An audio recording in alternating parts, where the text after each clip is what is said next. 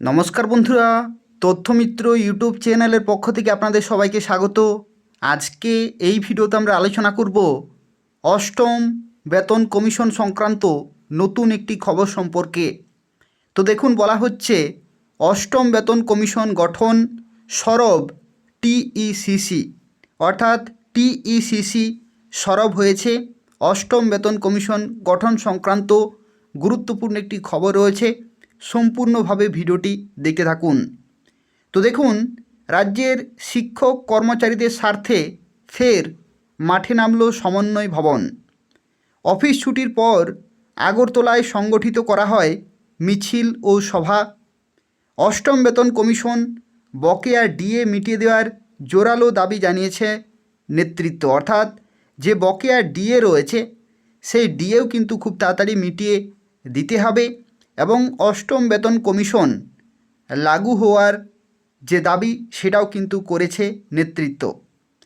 পূর্বতন সরকারের ন্যায় নির্দিষ্ট সময় অন্তর অন্তর অনিয়মিত কর্মচারীদের অবিলম্বে নিয়মিতকরণ করা, কলকাতা হাইকোর্টের নজির অনুসরণ করে 10,323 চাকরিচ্যুত শিক্ষক শিক্ষিকাকে পুনর্বহাল করতে রাজ্য সরকারকে মানবিক দৃষ্টিভঙ্গিতে অবিলম্বে সুপ্রিম কোর্টে এসএলপি দাখিল করা এবং উচ্চ আদালতের রায় মোতাবেক 2017 সালে ইন্টারভিউর মাধ্যমে সিলেকশন প্রাপ্ত পুলিশ, টিএসআর সহ অন্যান্য সমস্ত দপ্তরের চাকরি প্রার্থীদের অবিলম্বে নিয়োগপত্র দেওয়া, অষ্টম বেতন কমিশন গঠন করে কেন্দ্রের ন্যায় রাজ্য সরকারের শিক্ষক কর্মচারীদের সমস্ত সুযোগ সুবিধা প্রদান, অবিলম্বে রাজ্যের শিক্ষক কর্মচারীদের পাওনা সমস্ত ডিএ প্রদান করা, রাজনৈতিক পক্ষপাতমূলক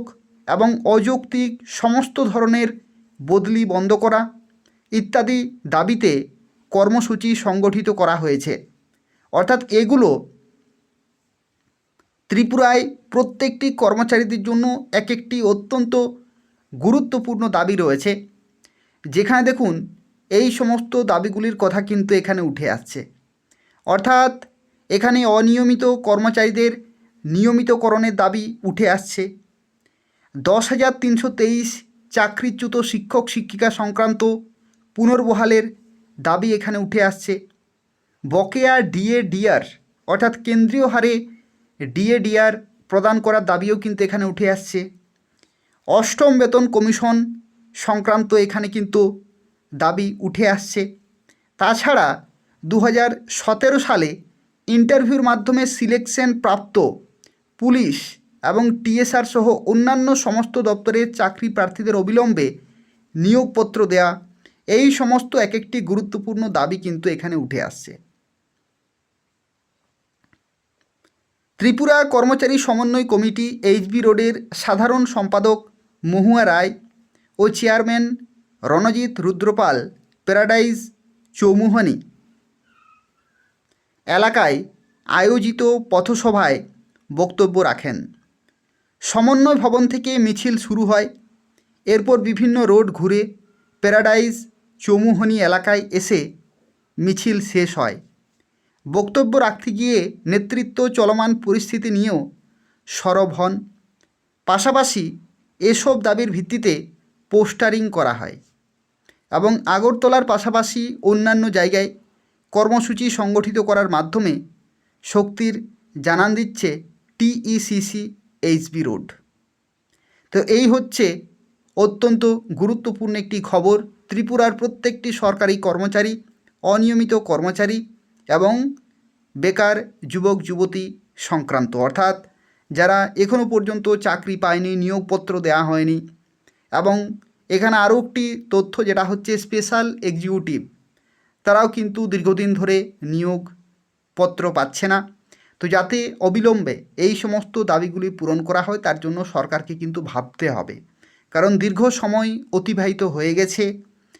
বকেয়া ডিএ ডিআর থেকে শুরু করে অনিয়মিত কর্মচারীদের বাড়তি কাজ করতে হচ্ছে, অথচ সঠিকভাবে তারা কিন্তু প্রাপ্য বেতনটুকুও সময় মতো পাচ্ছে না এবং তাদের চাকরি অনিশ্চিত।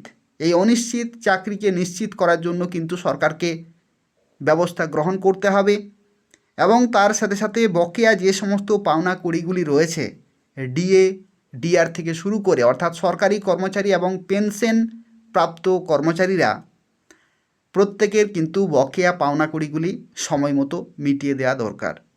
কারণ ত্রিপুরাতে বর্তমানে ডবল ইঞ্জিন সরকার রয়েছে। যে সমস্ত রাজ্যগুলিতে ডবল ইঞ্জিন সরকার সেই রাজ্যগুলিতে কেন্দ্রীয় হারে ডিএ ডিআর প্রদান করা হচ্ছে এবং সরকারি কর্মচারীরা তাদের বিভিন্ন সুযোগ সুবিধাগুলো কিন্তু পাচ্ছেন। অথচ আমরা যদি দেখি ত্রিপুরাতে কিন্তু ডবল ইঞ্জিন সরকার থাকা সত্ত্বেও ডিএ কিন্তু কেন্দ্রীয় হারে দেয়া হচ্ছে না। অনিয়মিত কর্মচারীদের বিভিন্নভাবে বঞ্চিত করা হচ্ছে, নিয়োগগুলো সময় মতো হচ্ছে না। এমনকি 10,323 চাকরিচ্যুত শিক্ষক শিক্ষিকা তাদের কিন্তু পুনর্নিয়োগ বা পুনর্বহালের কোনো ব্যবস্থাই কিন্তু করছে না। অথচ পশ্চিমবঙ্গে যদি আমরা দেখি যে কলকাতা যে হাইকোর্ট ঘোষণা করেছে যে হাজার হাজার শিক্ষক শিক্ষিকা তাদের মানবিকতার দৃষ্টিভঙ্গিতে বিচার করে হাইকোর্ট কিন্তু রায় দিয়েছে যে তাদের চাকরি বহাল থাকছে। অথচ ত্রিপুরাতে 10,323 চাকরিচ্যুত শিক্ষক শিক্ষিকা তাদের কয়েকশো জন কিন্তু মারাও গেছেন এবং যে সমস্ত পরিবারগুলি এখনও আছে অর্থাৎ যে সমস্ত শিক্ষক শিক্ষিকাগুলি এখনও বেঁচে আছেন তাদের পরিবারের দিকে তাকিয়ে মানবিক দৃষ্টিভঙ্গিতে তাদেরকে কিন্তু চাকরির ব্যবস্থা করে দেয়া বা জীবন সুরক্ষার কোনো একটা ব্যবস্থা কিন্তু করে দেয়া দরকার। দেখা যাক বিজেপি শাসিত ত্রিপুরা সরকার কবে এই সমস্ত ঘোষণাগুলি করছে। এই সমস্ত ঘোষণাগুলির আশায় কিন্তু প্রত্যেকটি সরকারি কর্মচারী, অনিয়মিত কর্মচারী, বেকার যুবক যুবতী এবং চাকরিচ্যুত শিক্ষক শিক্ষিকা তারা কিন্তু অপেক্ষা করে আছেন। তাই হচ্ছে আজকের অত্যন্ত গুরুত্বপূর্ণ একটি খবর। আর এই ধরনের খবরগুলি নিয়মিত পেতে হলে অবশ্যই তথ্যমিত্র চ্যানেলটি সাবস্ক্রাইব করে রাখুন। অর্থাৎ এই যে তথ্যমিত্র চ্যানেলটি দেখছেন, এই তথ্যমিত্র চ্যানেলটি সাবস্ক্রাইব করে রাখুন। ত্রিপুরার প্রত্যেকটি খবর সময় মতো পেয়ে যাবেন। অবশ্যই তথ্যমিত্র চ্যানেলটি সাবস্ক্রাইব করে রাখুন। ধন্যবাদ।